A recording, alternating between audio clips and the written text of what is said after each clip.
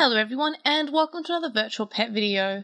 In this video we're going to be taking a look at and reviewing the BT21, which is the BTS Line Friends Tamagotchi Nano collaboration. So as you can see, I have one of the characters here, and this is the character that you get from playing the cookie minigame the most, as well as giving it good care. Now you can see it's quite upset, and this is actually one of the possible end screens that you can get. You can either have it debut as a musician, which is the good end, or you can have it running away due to neglect, which I got really busy, and I'm sorry little friend, it got neglected.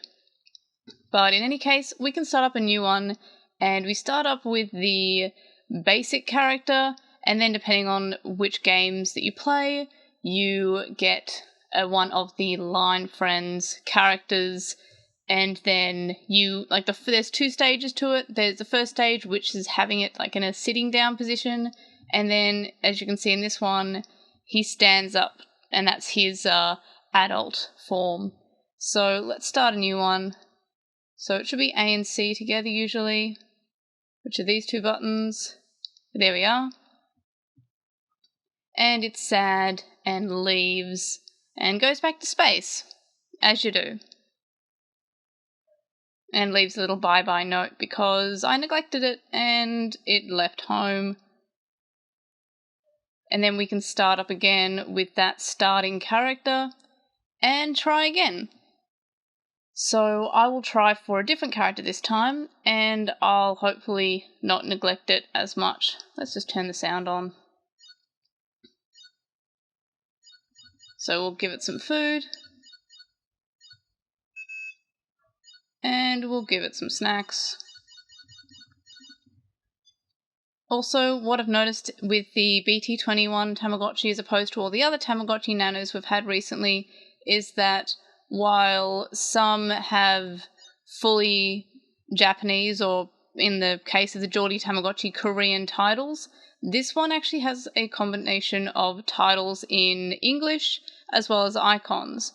And we also have Tamagotchis such as the Tamagotchi Nano Demon Slayer collaboration, where it's entirely icons, but this one has like a mismatch of both. So you saw that with the muting option before, and it's the same when you turn out the lights. And obviously we have food and game written in English here, despite this being the Japanese release.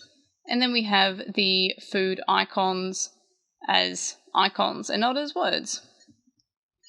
And for the game, it's the same as it is for the Demon Slayer Tamagotchi, where each game is sort of represented by a sort of like a picture, basically. So this is the take picture one. So let's go for the character that requires the most amount of take picture games. You've got to get a good position where they're both in it, and if you miss it, or if you press it the wrong time, you don't get the picture right.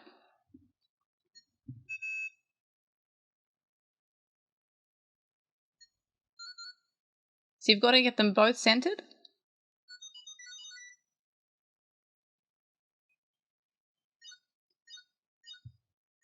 But I may as well go through all the other games too, even though some of them I'm absolutely terrible at. I think this is the catching one, which I'm never good. Oh no, this is the dancing one.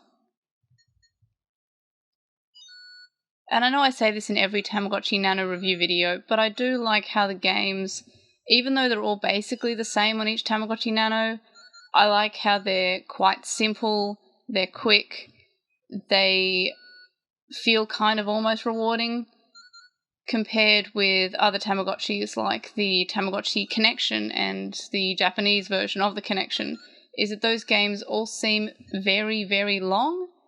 They're not particularly fun because of how long they are, and they also just don't seem very rewarding in the game. They don't really decrease your weight by much, they don't give you that much happiness, they don't give you that many gotcha points, considering how long you play with that game.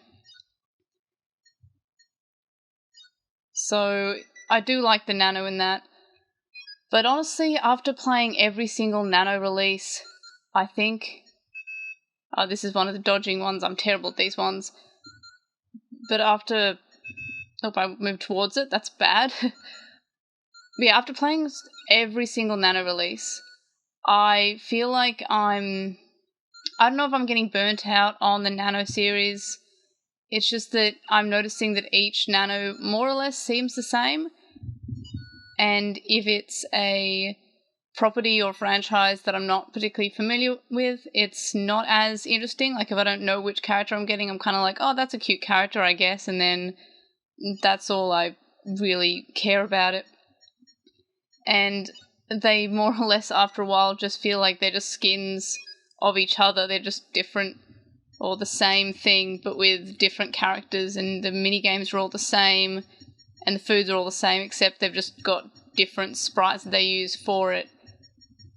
And, I mean, that's the same as a lot of the virtual pets that are all in the same sort of themed or type of virtual pet. Like, the Tamagotchi connections are all more or less the same, except the games are different. But with the Nano, all the games are more or less the same, or at least the same handful of games are in all of them. There's a dancing game where you have to press the buttons in time. There's the timing game, which I'm always terrible at. There's an obstacle game, which I'm also kind of terrible at. And then there's the button mashing game, which is always the one I go for because it's the easiest. And it's not hard to do a perfect score, and some characters require you to do a perfect score. But in general, they're all fairly easy. So I think I might be getting burnt out on this because I didn't care as much for this. And again, they're fairly easy to look after. You can more or less just check it a few times a day and still get a perfect character and a perfect ending. But I just found like I wasn't as interested in this one as I have been for other Tamagotchi Nanos. And I'm not sure if it's because I'm not as interested in this franchise, or if it's because I'm burnt out because they all, after a while, just all feel the same, and I've played every single Tamagotchi Nano collaboration so far. Or if it's just because this one's, for some reason, not as fun. There's not that many characters. If you think about it, I think the Avachi has the most amount of characters.